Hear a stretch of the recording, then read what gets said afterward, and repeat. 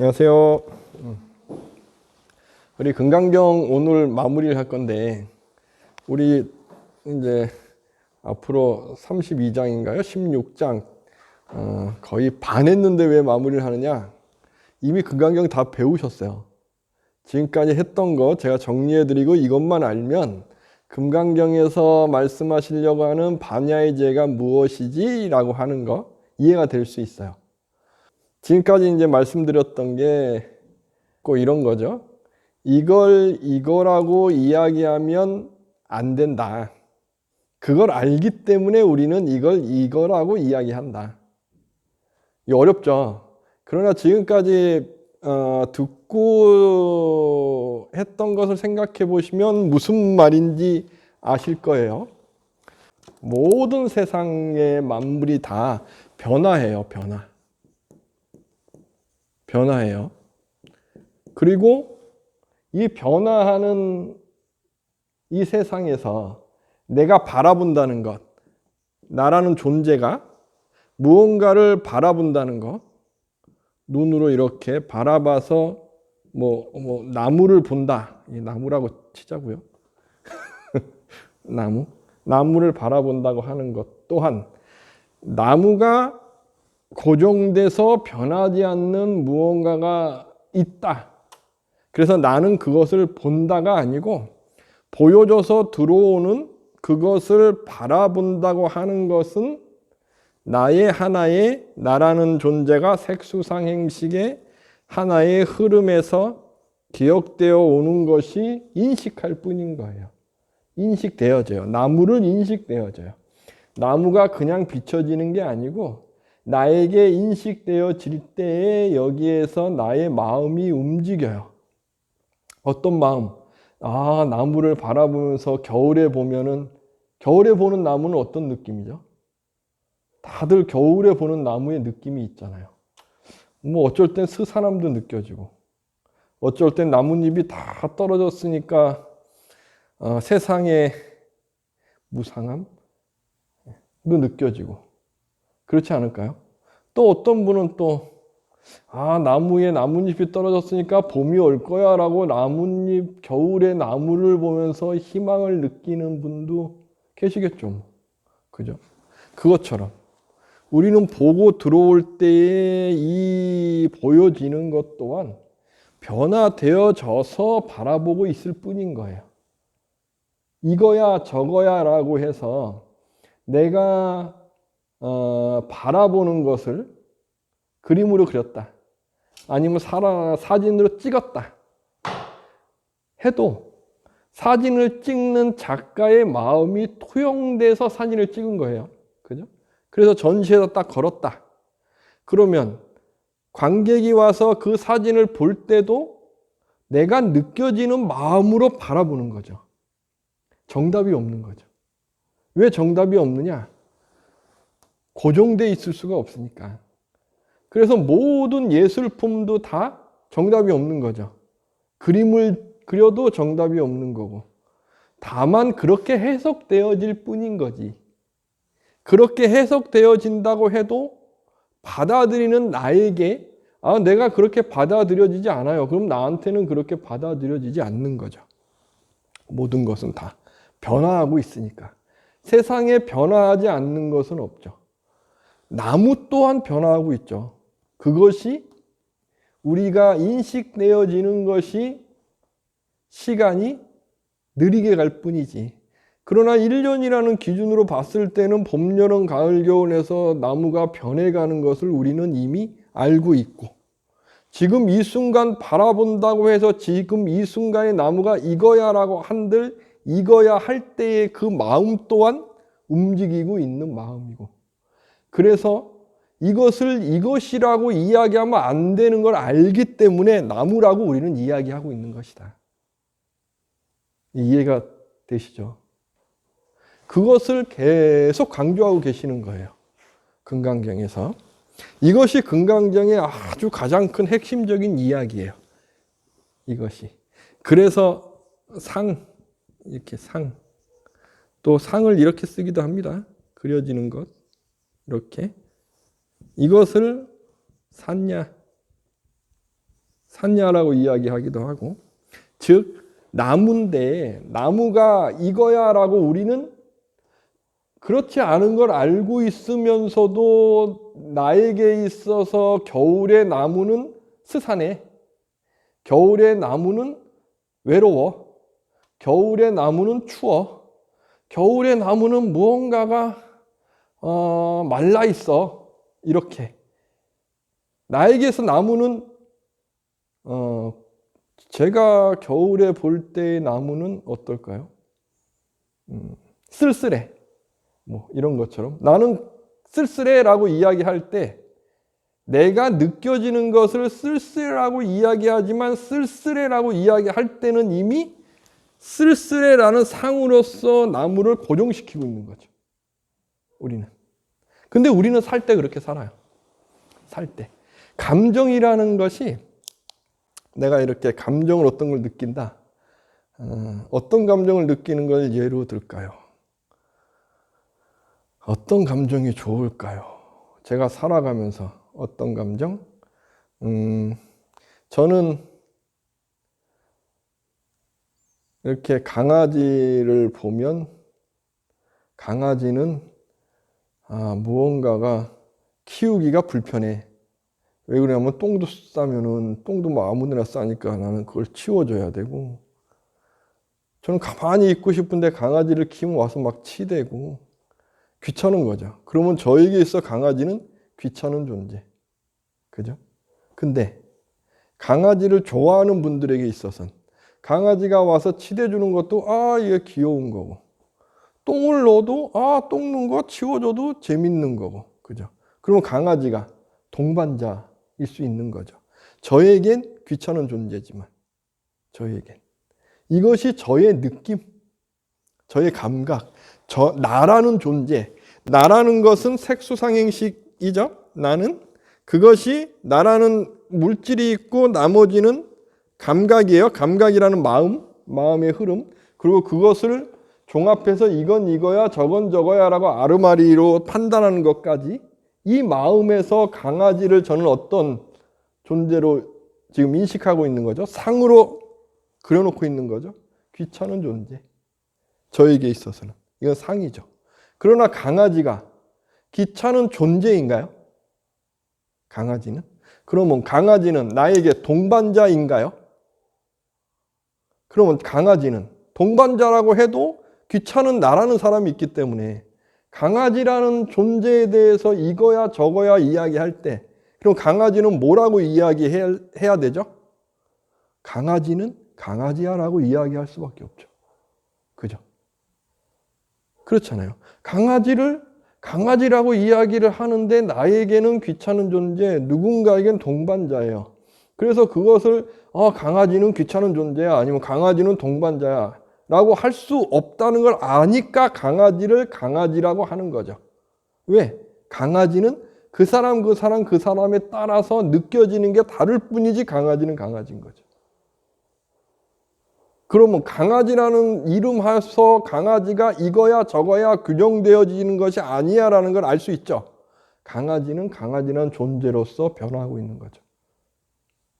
이것이 금강경에서 이야기하는 핵심인 거예요. 핵심. 이것이 왜 명상에서 너무 중요하냐? 이것을 이제 오늘 말씀을 드릴 거예요. 이것을 말씀드리려고 우리가 금강경을 공부한 겁니다. 그리고 또 금강경의 핵심은 요게 있고 또 한 가지 중요한 핵심이 있어요. 사상에 대한 이야기. 아상, 인상, 중생상, 수자상. 금강경에서 이야기하는. 근데 금강경에서 이야기하는 이 아상, 인상, 중생상, 수자상이 나, 인상, 너인, 중생, 수자, 생명이 큰 거야. 그래서 영원한 생명. 이렇게 한자식으로 해석하면 안 된다고 말씀드렸습니다. 아상, 인상, 중생상, 수자상이라는 것은 금강경이 결집되는 서기 전후에 인도에 있었던 나라는 존재에 영원한 영혼이 있어라고 이야기하는 그러한 종교계의 이야기들을 비판한 용어일 뿐인 거예요. 불교 외에 그 시대에 내가 있어, 아트만이 있어, 아상. 그래서 인상 요 안에 이렇게 봤더니 영원히 이렇게 움직이게 하는 중심이 있어. 우리는 화연하고 있는데 인상, 중생상 그러한 영원한 무언가가 계속 움직이고 있으면서 이 중심에 무언가가 있어. 중생상, 수자상도 똑같은 이야기예요. 표현되어지는 것이 다를 뿐이지. 이것이 사상. 그러니까 핵심적인 것은 고정된 실체, 영원한 존재, 영원 이것이 없어를 이야기하는 거거든요. 이것이 사상에 대한 금강경에서의 비판이에요. 조금 어렵죠? 자, 한번 보세요. 사상에 대해서도 제가 말씀드릴게요. 어렵죠? 이게 어려울 수밖에 없어요. 지금까지 계속 이야기를 듣고 있었어야 되는데 이것도 어렵죠? 이거 또 설명을 드릴 거예요. 금강경이 그래서 어려워요. 어려운데 이해하고 나면 이 말씀을 계속 하시는 거구나. 계속 반복되는 거예요. 자, 요거 자, 한번 잘 보세요. 태초에 신이 있었어요. 태초가 신이에요. 그러면 태초에 신이 있었으면 태초를 신이 만들었으니까 신은 절대자죠. 창조주. 그죠? 신이 세상을 쫙 만들었어요. 그 신이 만든 이 세상에서 생명도 신이 만들었어요. 그 만든 생명 중에 인간도 있어요. 근데 우리는 느껴요. 인간은 특별하다. 인간만이 갖고 있는 일반적인 생명계와 다른 점. 다른 점은 무엇일까?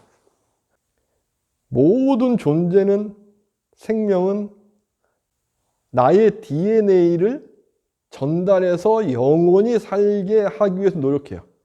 그것이 생명이에요. 생명은 영원성을 추구해 가요. 영원히. 근데 영원히 추구하려고 하다 보니까 나 혼자서 나라는 존재가 영원히 살게 되면 우주는 변화하잖아요. 환경적 변화에서 적응을 못할 수 있는 거예요. 그러니까 자손을 많이 만들어가지고 나의 DNA 속에서 DNA가 무언가가 변형이 조금씩 생긴다 그러면 환경이 극변해도 이 변형된 DNA에 의해서 변형된 나의 후손이 태어나서 환경에 적응할 가능성이 있는 애들이 있을 수 있겠죠. 제가 추위에 약한데 나의 DNA에 의해서 어떤 또 다른 존재의 DNA가 섞이는 거잖아요. 그죠? 암수가. 아니면 뭐 그냥 혼자서 이렇게 자손을 남기는 존재도 있고.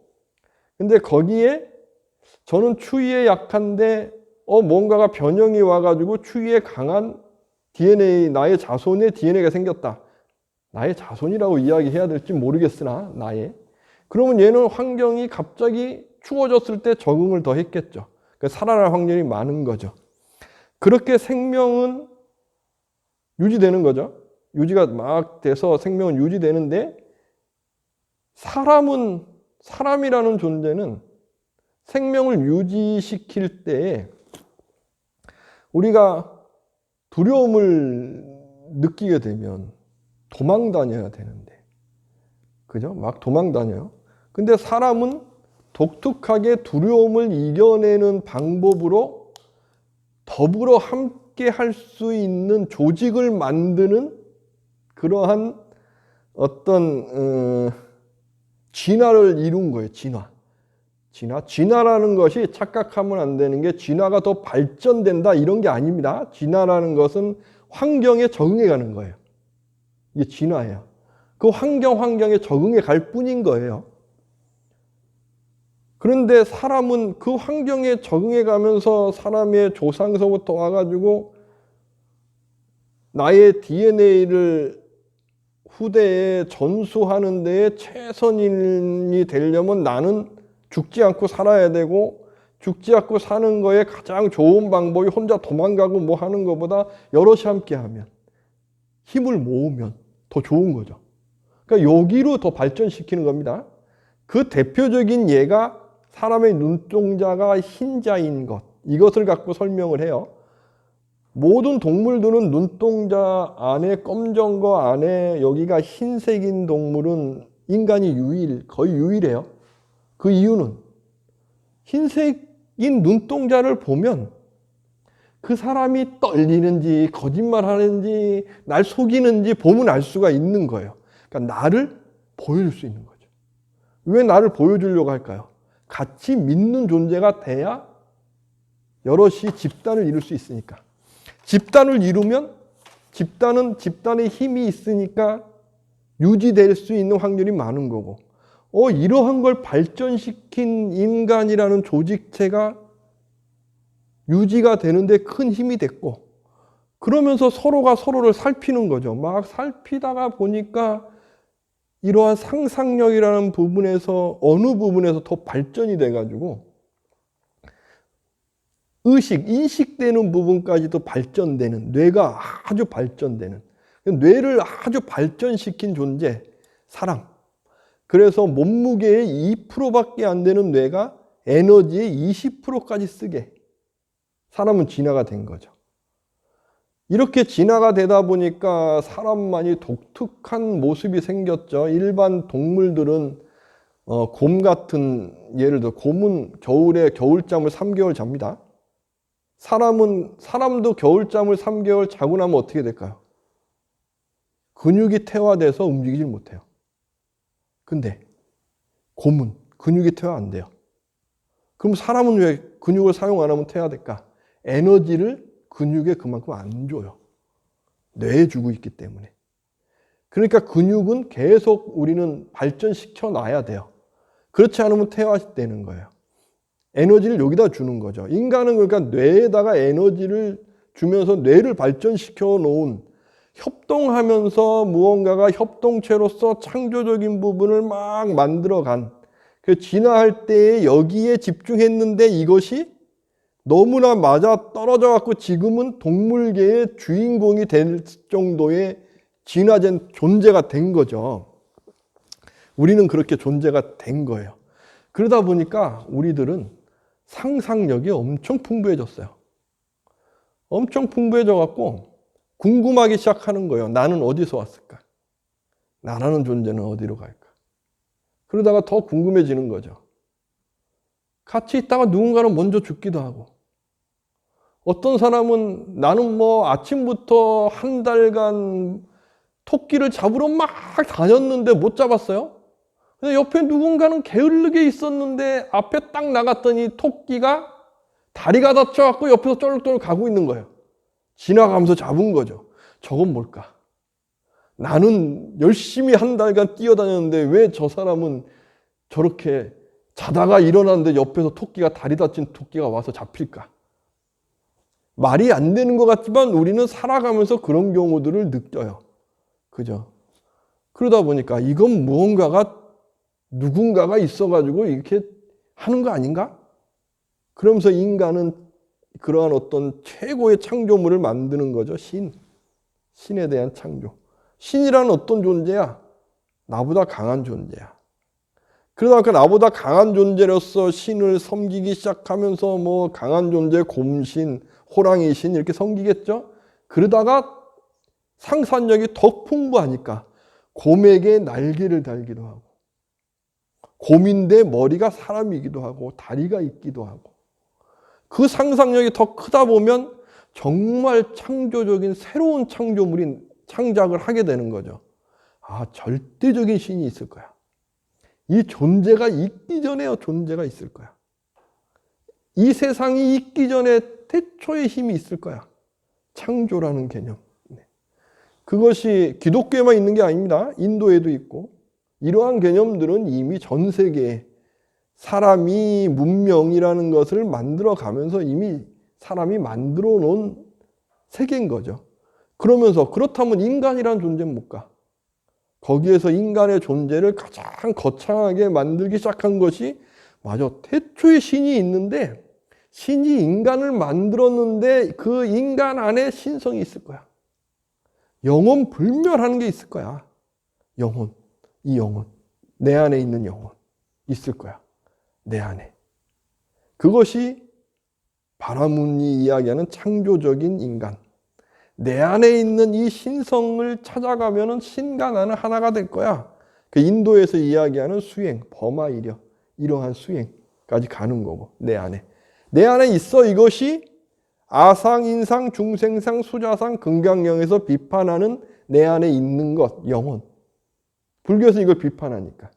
이걸 이야기하는 거고요.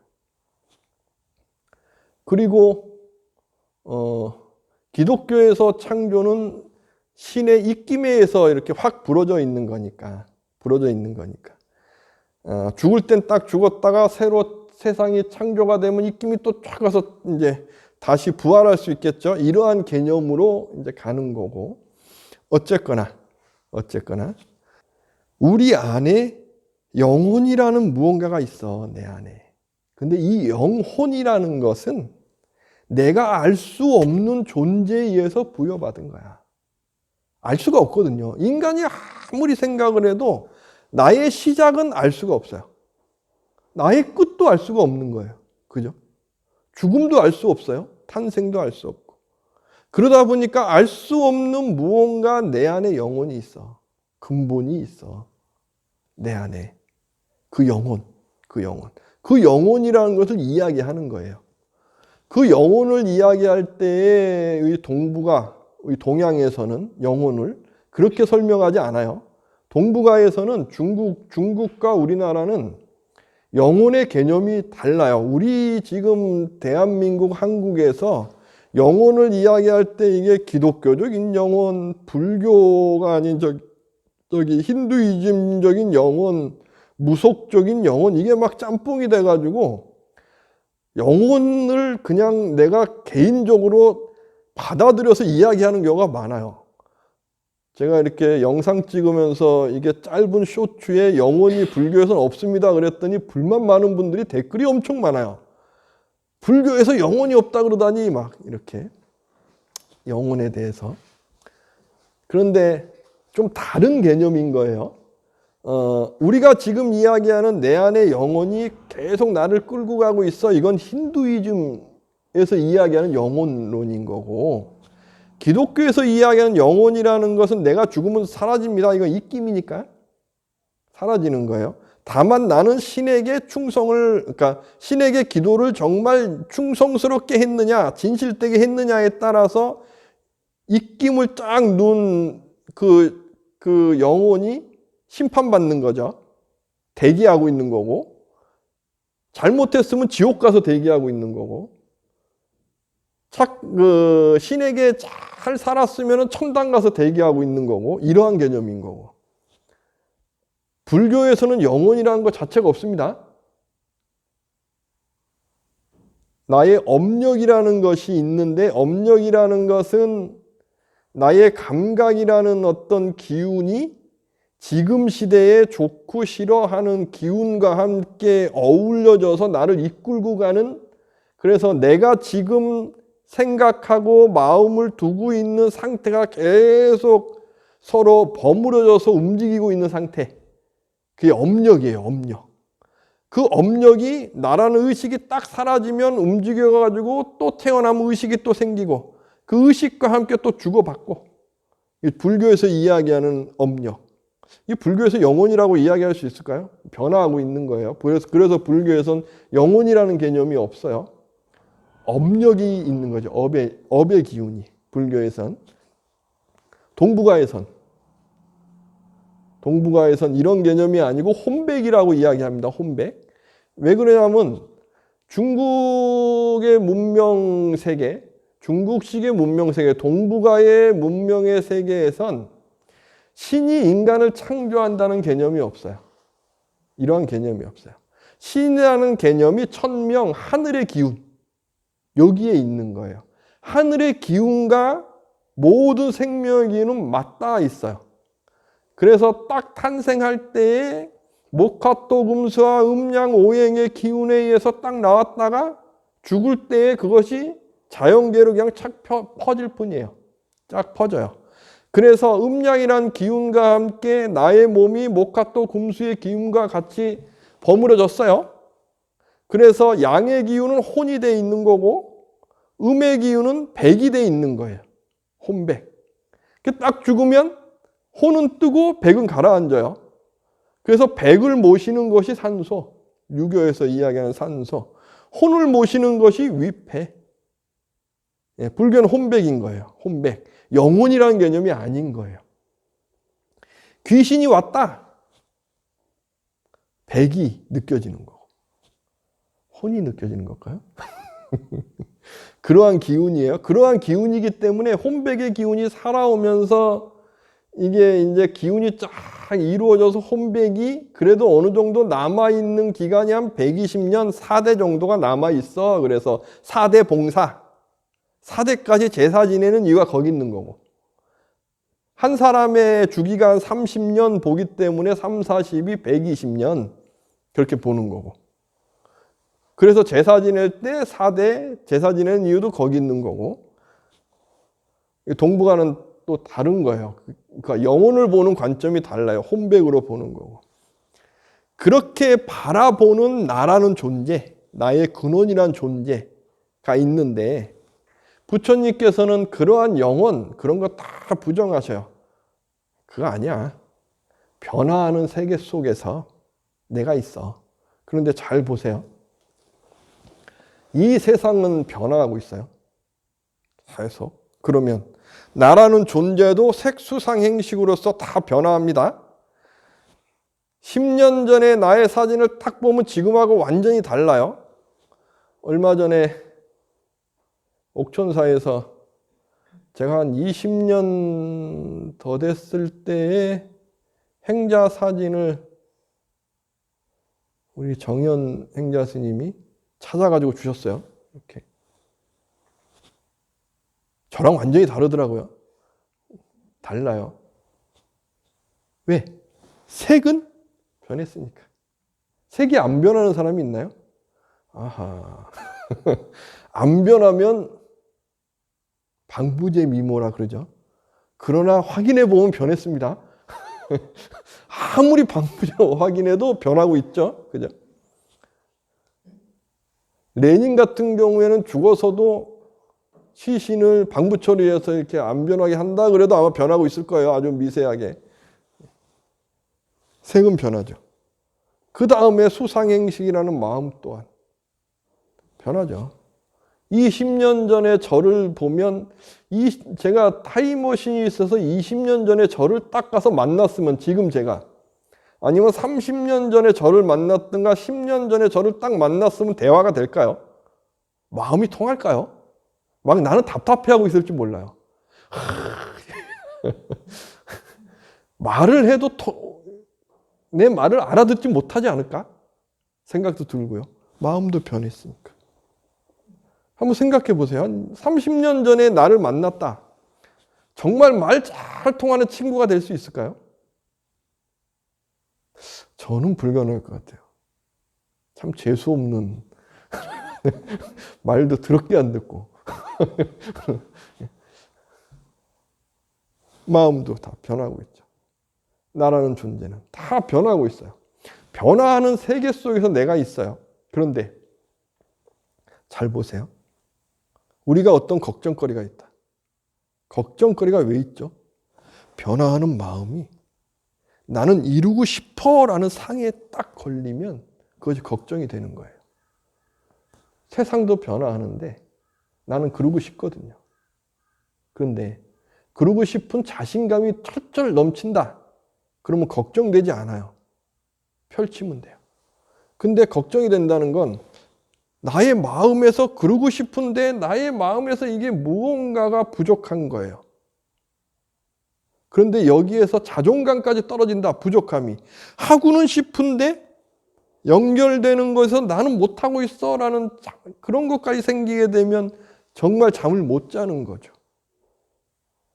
우리의 마음은 그래요. 마음은 자꾸 상에 걸려요. 어떤 것에 걸려요. 왜 걸릴까? 왜 안 될까? 그리는 상은 있는데 나의 마음은 그 상으로 못 가고 있는 거예요. 아니면 그리는 상이 있는데 상이라는 것은 절대 이루어질 수 없는 무언가에 걸려 있든가. 지나간 일을 붙잡고 있다. 지나간 일인데 자꾸 기억나요. 억울하고. 아니면 그렇게 내가 할 걸. 그때 내가 그걸 했어야 되는데 지나간 거예요.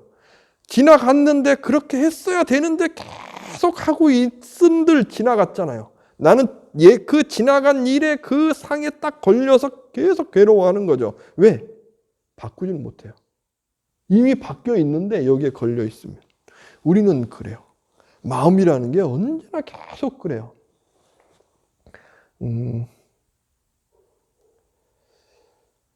제가 우리 은사 스님 전에 출가를 하고 우리 스님하고 대화만 하면은 무언가가 마음에 걸려요.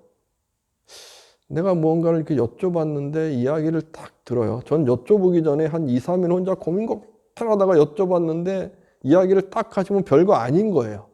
그러면 또 들어와서 자면서 이게 뭔가 나 이기고 싶은 거죠. 그럼 그 말에 딱 걸려갖고 이걸 막 이렇게도 한번 뒤집어보고 저렇게도 뒤집어보고 내 말이 맞는가 막 고민하다가 이렇게. 그러다가 어느 순간이 이렇게 됐는데 내가 왜 이런 걸 고민하지? 생각이 드는 거예요. 왜 고민했을까요? 이겨먹고 싶은 상이 걸린 거죠. 이겨먹고 싶은 상이 걸린 거예요. 이 상에 걸리면 잠도 안 와요. 계속 그것만 하는 거죠. 그 기억이 나요. 아니면 내가 무언가를 못했어요. 아쉬워요. 그때 그렇게 했어야 되는데. 나 이렇게 쫌팽이. 왜 못했어? 이 상은 정말 무서운 상이에요. 얘에 딱 걸리잖아요. 그래서 내 못난이까지 걸리잖아요. 못난이라는 상, 거기까지 걸리잖아요. 이건 이겨내기가 힘들게 돼요. 상 중에서 가장 무서운 상, 내 자존감을 스스로 깨는 상. 이게 정말 무서운 상이에요. 스스로가 깨버리면 우리가 진화하면서 뇌라는 건 함께 더불어 사는 것에 계속 익숙하게 진화됐다 그랬잖아요. 그런데 나 못난이가 딱 되면 사람들 보는 게 싫어지겠죠. 만나는 게 싫어지고. 그죠? 그렇게 되면 뇌가 우리는 그렇게 진화해 왔는데 더불어 살게 진화해 왔는데 마음이 그게 싫다고 계속해요. 그러면 뇌도 유지시켜 주기 위해서 뇌가 변형이 오겠죠. 변형이 오면서 더 이상 활동 안 하게 그냥 딱 끊어버리겠죠. 그러면 이제 집에만 이렇게 있게 되는 그런 상태. 내가 자신감이 없어지는 상태. 별거 아닌 거에 더불어서 같이 가면 되는데 그게 안 되는 상태까지 갈 수 있는. 뇌라는 것은 굉장히 소프트웨어가 굉장히 발달돼서 왔기 때문에 아차 잘못하면 이게 엉켜버릴 수 있어요. 그것이 흔히 이야기하는 조현병, 현을 조율해야 돼요. 뇌는 이미 현이 조율돼 있어요. 잘 조율돼 있어요. 인간의 뇌는 아주 잘 조율돼 있어요. 상에 걸리는 것도 아주 잘 조율돼 있어요. 더 이상 걸리지 않게 아주. 그런데 마음이 더 이상 걸려 있으면 조율을 다 있는데 얘가 이렇게 무언가가 자존감이나 무언가에 탁 걸리면 이것이 딱 균형이 끊어질 수가 있어요. 그러면 현이 조율되어 있는 게 끊어지죠. 그러면 가장 먼저 나타나는 게 어떤 거예요? 막 혼자서 계속 헛소리가 나오는 거죠. 누가 이야기하는 게 들리고.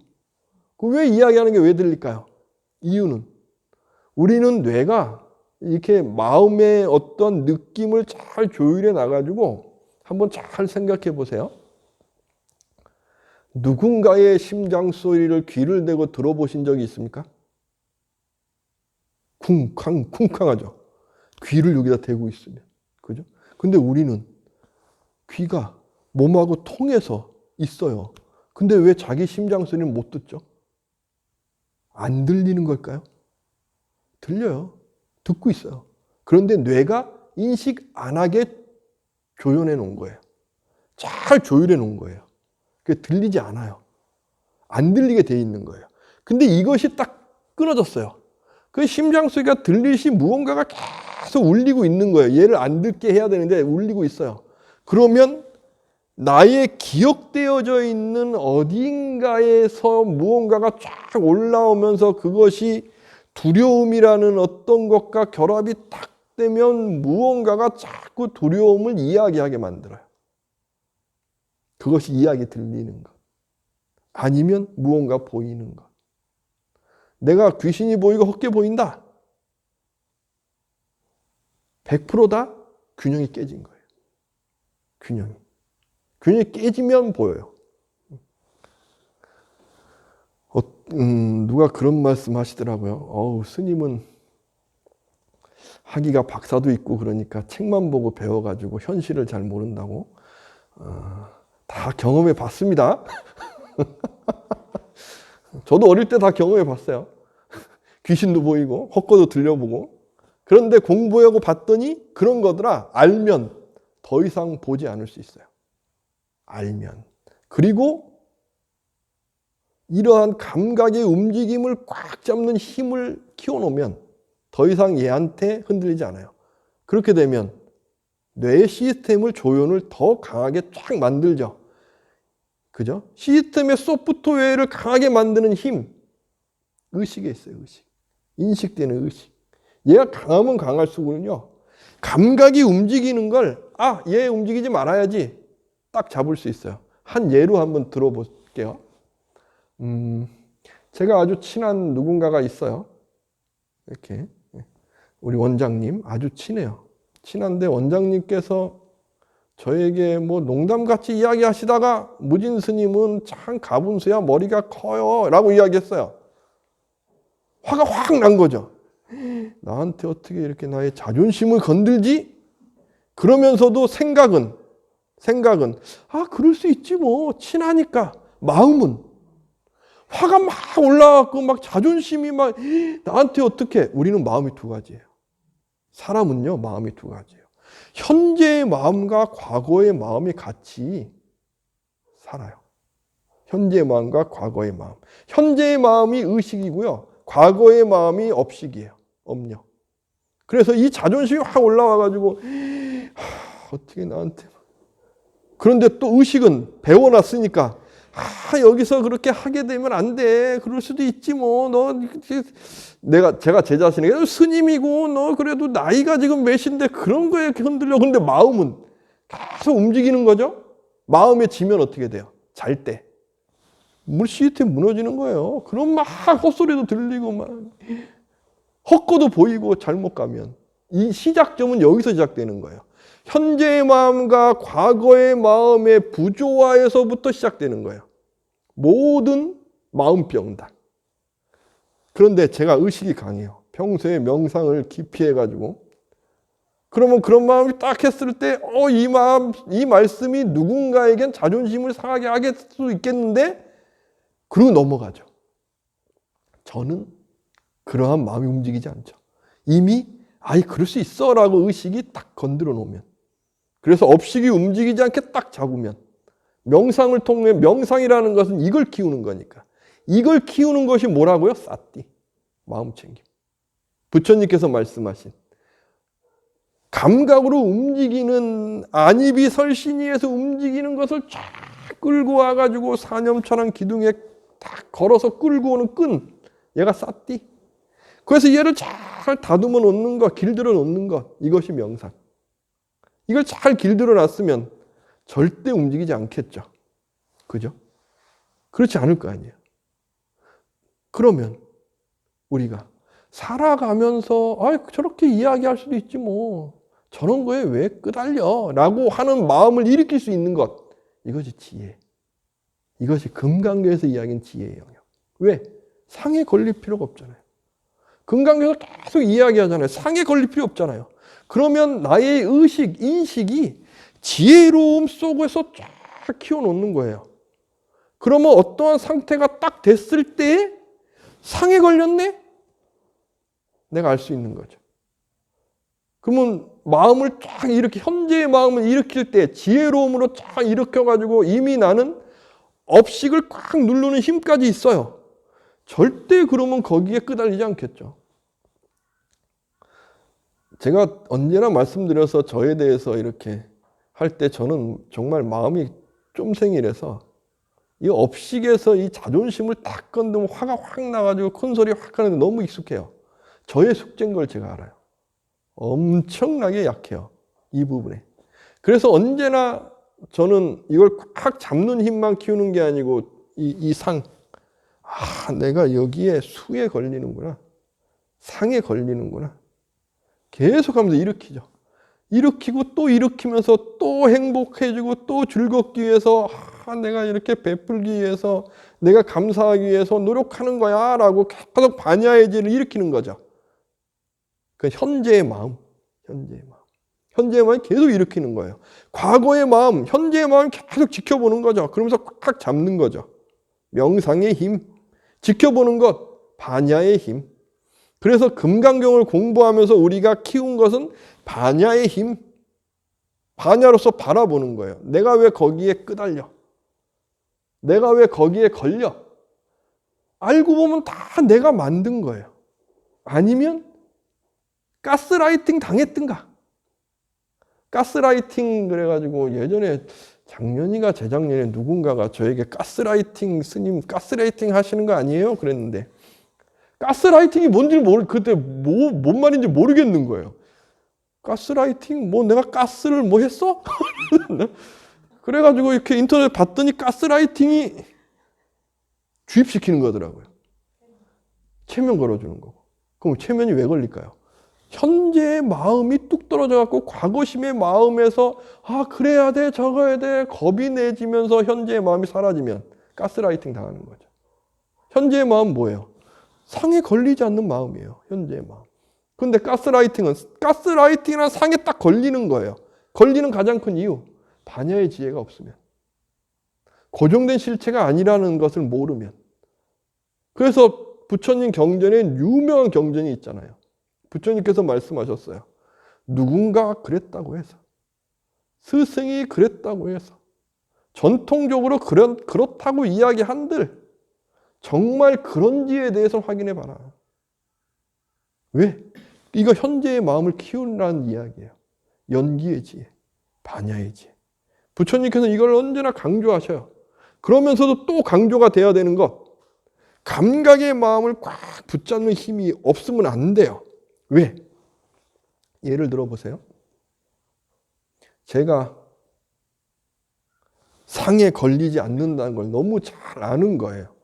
이 지혜 공부를 정말 많이 했어요. 막 했는데 감각을 붙잡는 마음을 챙기는 사띠의 기운을 마음 집중을 하는 연습을 안 했어요. 명상을 안 했어요. 그러면 막 생각하다가도 여기에 탁 걸리면 자기 합리에 익숙해서 그럴 수 있어. 그럴 수 있어. 자기 합리에 익숙해지는 거예요. 그래서 유명한 말씀이 또 있어요. 도가 우주를 꽉 채운다고 한들 자그마한 업력 하나에 끄달린다고 한다면 그 도가 무슨 소용이 있겠느냐. 즉 반야의 지혜를 다 이해했어요. 이해하는지 아는지 모르겠으나 다 이해해요. 그런데 나의 업력이 움직일 때마다 나는 화내고 너는 잘못됐고 너는 이거고 막 하고 있어요. 지적질하고 있어요.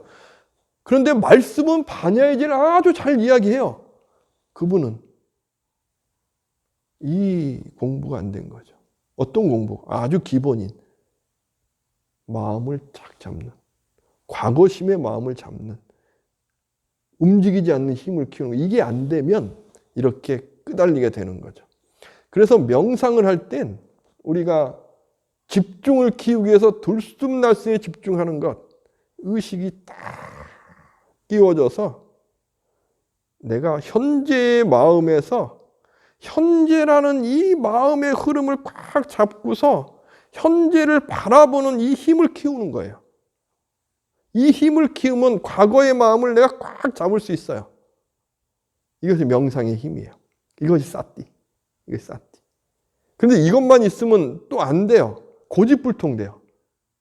명상만 뚜렷하게 했으면 내가 아는 게 전부인 거예요. 내가 체험한 게 전부예요. 그래가지고 이것만 해, 저것만 해 그러면서 또 상에 또 걸리는 겁니다.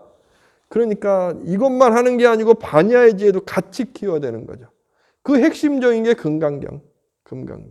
그래서 옛날 당나라 시대에 선을 시작하신 분들이 금강경을 소위경전으로 가졌던 가장 큰 이유 바로 여기 있는 거예요. 상에 걸리지 마라.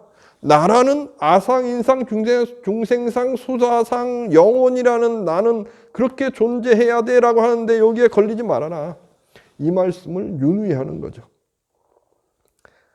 그렇기 때문에 저는 우리 선불교, 한국 선불교가 송나라 이후에 고종된 선불교를 하나의 전통으로 갖고 왔기 때문에 이러한 과거의 마음을 붙잡는 사띠라는 것이 사라진 것이라고 생각해요. 염이라고 그러는데 이걸 아주 이제 중요하게 안 놓는 거예요. 그런데 당나라 시대에서는 이 부분을 굉장히 중요시해요. 이게 굉장히 중요한 거예요. 딱 집중해 놓을 수 있는 것. 그리고 저는 제가 부처님 제자인데 부처님 말씀이 전부면 된다고 생각해요. 부처님 말씀이. 그래서 저는 중국의 조사님들이 먼저가 아닙니다. 저는 우리 부처님 말씀이 먼저고 거기에서 수행을 말씀하실 때 저는 대념초경에서 말씀하신 이 부분들 꿰뚫어 알아라. 반야의지혜거든요. 꿰뚫어 알아라. 그리고 붙잡아서 매어놔라. 그리고 길들여라. 이거 사띠의 힘. 언제나 같이 가야 되는 거죠. 그것이 금강경. 그래서 금강경은 계속 반복하시는 거예요. 이거라고 이야기하면 이게 아니란 걸 알기 때문에 이거라고 이야기한다. 무슨 말씀인지 알겠죠? 나의 상에 걸리는 걸 알기 때문에 우리는 그러나 상에 걸린 것을 이야기할 수 있는 거예요. 왜? 나무를 나무라고 이야기할 수 있는 거죠. 아, 나는 나무가 참 스산해. 나는 스산하다는 상에 걸려 있는 겁니다. 그러나 바라보는 분도 다 걸려 있지는 않은 거죠. 무슨 말씀인지 알겠죠? 그렇다 그러면 가스라이팅이 딱 들어왔다고 해도 가스라이팅이 가스라이팅이란 걸 알기 때문에 가스라이팅이구나라는 걸 바라볼 수 있는 거죠. 그러면 나는 거기에 걸리지 않아요. 왜? 우리가 살아가는 건 다 상에 걸려 살아요. 우리는 상 없이 못 살아요. 틀 없이 못 살아요. 틀이 꼭 있어야 돼요. 그러나 이 틀이 고정된 실체가 아니라는 걸 안다고 한다면 틀을 내가 이렇게 내 스스로가 길들여 놓을 수 있는 거죠. 틀을. 그것이 금강경에서 이야기하시는 말씀의 한 중심이라고 생각해요. 틀이 이런 걸 알면, 틀이 이것이라는 걸 알면 아, 이건 틀이구나 알기 때문에 틀을 이야기할 수 있는 거죠. 왜? 나는 틀인 걸 아니까 이렇게 내가 형식을 지어줄 줄 아니까. 그걸 알기 때문에 저분은 저분이야 라고 난 이야기하고지만 저분이 아니란 걸 나는 알고 있어요. 그죠? 왜? 변해 가니까. 변화라는 것이 발전이 될 수도 있고 쇠퇴도 될 수 있습니다. 그것은 저분의 몫이고 나는 그걸 알면 고정돼서 바라보지 않을 수 있잖아요. 저는요. 그러면 저는 틀에 걸리지 않을 수 있고 가스라이팅 안 당하죠. 다만 필요하다는 건 아는 거고 그것이 필요한 걸 알죠. 그럼 활용해 가는 거죠. 그러면 걸리지 않죠. 그러면 저는 언제나 행복을 위해서 즐거움을 위해서 나의 삶의 목표입니다. 위해서 나는 발전시키고 확장시키고 나를 해나갈 수 있는 거죠. 이것이 불교 명상의 핵심, 저에게 있어 핵심인 거고 이것이 불교에서 이야기하는 금강경에서 이야기하는 핵심적인 이유가 되는 거고 우리가 지금까지 명상하고 금강경을 하는 것을 제가 이렇게 종합을 한 건데 어렵죠? 그러나 이해는 되죠? 아, 이거 이해가 되면 됩니다. 이해 다 되셨죠? 그죠? 이게 금강경의 핵심이에요. 그러면서 한번 제가 재밌는 부분들을 한번 좀 봐보겠습니다. 유명한 이 금강경의 이 문구가 다른 자비도랑 참법에도 그대로 이렇게 옮겨가 있습니다. 296쪽 한번 보세요. 이제 구마라집 이제 집 맨 위에 거 이제 세 개가 있는데 맨 위에 거 볼 겁니다. 296쪽하고 297쪽 여기에 보면 경전을 제가 받아 지니고 부처님의 말씀을 공부하고 귀의하고 살아가는데 안 좋은 일이 생기는 거예요.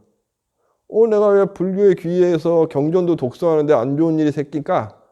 그것은 더 큰 안 좋은 것이 있을 수 있는데 이렇게 내가 공부하고 했기 때문에 이만큼 되는 거야 라는 이야기가 돼 있어요. 이 이야기가 이제 우리 자비도랑 참법에도 그대로 이어집니다. 그러니까 내가 기도 열심히 했는데 원하는 게 안 이루어졌다. 더 안 좋을 일이 이렇게 안 이루어짐으로 해서 그나마 극복한 거야 라고 생각하면 좋겠다. 이 말씀을 해주시는 겁니다. 저는 이 이야기 들으면서 그래 이렇게 생각하면은 좋겠구나 생각을 했었어서 금강경에 있는 내용이고요. 그리고 우리 361쪽 봐보세요. 유명한 말입니다. 소이자하 수보리 하면서 이야기가 되는 건데 과거의 마음도 얻을 수 없고 현재의 마음도 얻을 수 없으며 미래의 마음도 얻을 수 없다. 이게 무슨 말이냐? 현재의 마음도 변하고 있으니까 미래의 마음도 변하고 있잖아요. 과거의 마음도 이미 과거의 마음일 뿐인 거예요. 고정시켜서 나의 현재는 나는 이래, 과거는 이래, 미래는 이래 라고 고정시키지 말아라. 왜 이것이 중요할까? 이것은 나에게 어떠한 중심을 잡을 수 있는 힘이 되느냐? 나는 성숙할 수 있어. 나는 나의 세계를 확장시킬 수 있어. 그렇게 받아들이는 힘이 될 수 있어요. 현재의 마음에 걸릴 필요 없어요. 미래의 마음에도 걸릴 필요 없어요. 미래의 마음은 이미 현재의 마음이 걸어놓은 거예요. 과거의 마음도 현재의 마음이 걸어놓은 거예요. 현재의 마음이 걸리지만 않는다 그러면 모든 마음은 다 걸리지 않아요. 그러면 저는 반야의 지혜를 갖고 계속 세계를 확장시킬 수 있어요. 저는 행복이라는 것을 중심에 놨기 때문에 행복을 향해서 확장시킬 수 있는 거죠. 그렇게 계속 나를 확장시켜 가는 거죠. 그러한 말씀이 있습니다. 유명한 말이 있습니다. 여몽환포영 471쪽입니다. 일체 모든 법은 꿈, 헛개비, 거풍, 그림자, 이슬, 번개 같다. 모든 것은 다 헛개비다. 이러한 말인 것처럼 이제 해석을 하는데 이것이 범어로 보면 별, 헛개비, 이슬, 거품, 번개, 구름 형성된 것들은 이렇게 보아야 된다. 이런 설명입니다. 이렇게 본다는 건 무엇이냐? 이렇게 봐야 된다라는 것은 그러니까 제가 뭘 말씀드리려고 하냐 하면 금강경을 잘못 이해해서 세상은 꿈이야. 세상은 꿈으로 이루어진 거야. 라고 이야기하는데 이게 잘못 이해하는 거예요. 금강경에서 세상은 꿈이야 라고 이야기하는 게 아니고요. 이러한 헛개비, 이러한 구름도 이렇게 모였다 사라지는 거잖아요. 이러한 모든 존재는 다 고정된 실체로서 보면 안 돼라는 시야를 갖고 바라봐라. 이 말씀하시는 거예요. 산스크리트어에는 이렇게 설명되어져 있는 거예요. 그런데 이것이 한자로 오해되게 해석되는 겁니다. 그러면서 모든 여몽, 환포영 그래서 꿈과 같다, 그림자 같다 이렇게 설명하는데 그게 아니고 꿈, 그림자, 번개, 구름 모든 것 다 상에 걸리지 않는 눈으로 바라봐라 이 말씀하시는 거예요. 세상이 그림자야 이 말씀하시는 게 아니고 이건 정말 잘 아셔야 됩니다. 세상이 그림자가 아닙니다. 내가 살아가고 있는 현실입니다. 세상이 그림자라고 하게 되면 그림자를 만든 신이 존재하게 되는 거예요. 불교는 이런 걸 이야기하는 게 아닙니다. 제가 선을 하시는 어떤 큰 스님 어떤 분들이 TV나 나와가지고 세상은 그림자야 그걸 금강경을 예를 갖고 설명하시는 분들 계신데 착각하시는 겁니다. 불교는 세상은 그림자라고 이야기하는 게 아닙니다. 상에 걸리지 마. 그림자 다 상이야. 그런 눈으로 보지 마라고 설명하시는 거예요. 금강경은 절대 세상은 그림자야 이런 이야기 하는 게 아니에요. 내가 살아가는 중심이 되는 곳이 세상이에요. 이 세상을 그림자로 만들 이유가 하나도 없습니다. 내가 주인공이 되는 세상이에요. 그 주인공이 되려면 상에 걸리지 않는 거죠. 절대적인 겁니다. 이것이. 이걸 잘못 이해하면 절대 안 됩니다. 자, 여기까지 맞추도록 하겠습니다. 감사합니다.